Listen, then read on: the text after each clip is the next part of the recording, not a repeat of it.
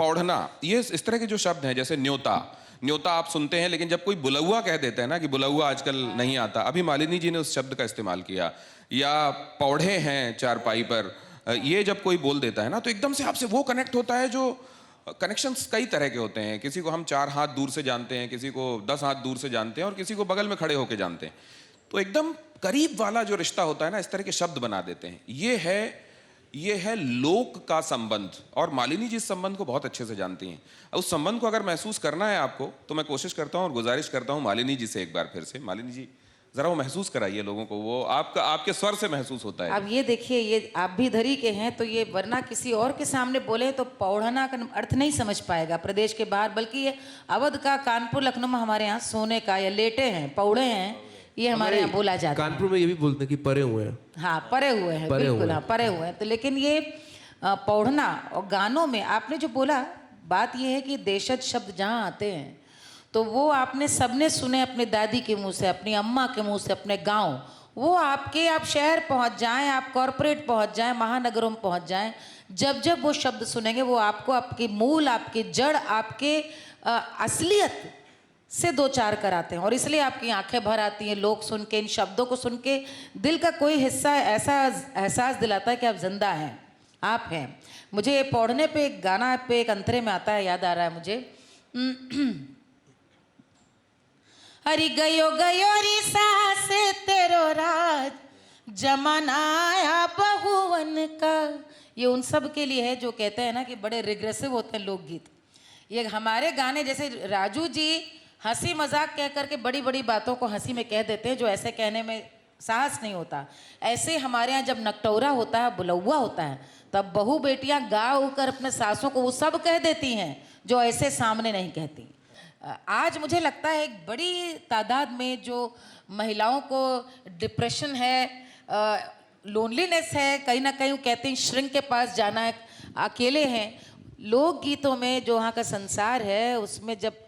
10 औरतें बैठकर अपना सुख दुख लोकगीत के बहाने कह लेती थीं, वहाँ पे ऐसी बुलंदी, ऐसी आज़ादी मिलती है गानों में। आप राजू जी की कोई बात सुनिए, उसमें वो दादी, काकी, नानी होती है जो कि जस का तस वहीं पे दिखा देती है। आपका एक किस्सा है ना बाढ़ वाला, जिसमें कि वो कहते हैं कि भैया नई वाली कि भाई किसको बचाया, तो स्त्रियां तो लोकगीत में 10 नहले पे दहला ऐसा बोलती हैं कि वहां पर वो सबको,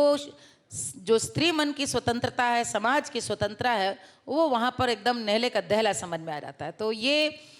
देशज हमारे लोकगीतों की खासियत है। मुझे लगता है जितने लोग यहाँ बैठे हैं उन्हें याद होगा कि जो हमारी दादी थी, हमारी नानी थी,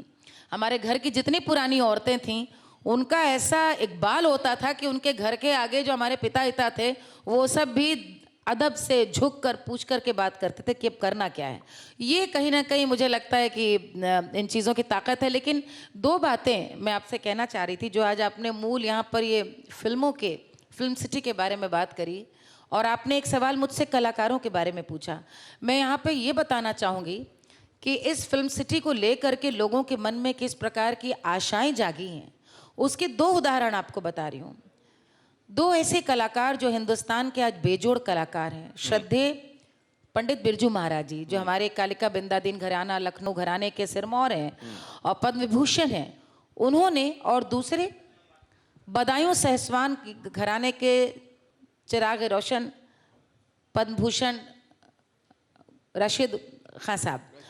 जी, उन्होंने मुझे कलकत्ते में, उन्होंने मुझे फ़ोन करके कहा कि क्या ये फिल्म सिटी में योगी जी ऐसा भी कुछ प्राविधान कर रहे हैं कि कलाकार भी यहाँ पर अपने एक एकेडमी खोल सके, हम अपने कलाकार, अपने शिष्यों को सिखाना चाहें, तैयार करना चाहें। तो मैंने ये बात सीएम साहब तक पहुँचाई कि आपकी फिल्म सिटी, ये बड़ी अच्छी बात है मालिनी कहने जी। को फिल्मों की बात है, लेकिन दरअसल ये पूरी कला और संस्कृति से जुड़ी, और उत्तर प्रदेश जहाँ से मुझे लगता है ठुमरी, ख्याल गायकी, जहाँ पर उस्ताद बिस्मिल्लाह खां साहब, पंडित रविशंकर जी, सिद्धेश्वरी देवी जी, ऐसे ऐसे कलाकार जहाँ से हुए हैं। वैसे जब मालिनी जी जब ये बात कहती हैं तो थोड़ा आश्वस्त मैं इसलिए हो जाता हूँ क्योंकि मैं जानता हूँ कि ये जो बातें यहाँ मंच पे कह रही हैं वो घर जाकर करवा कहने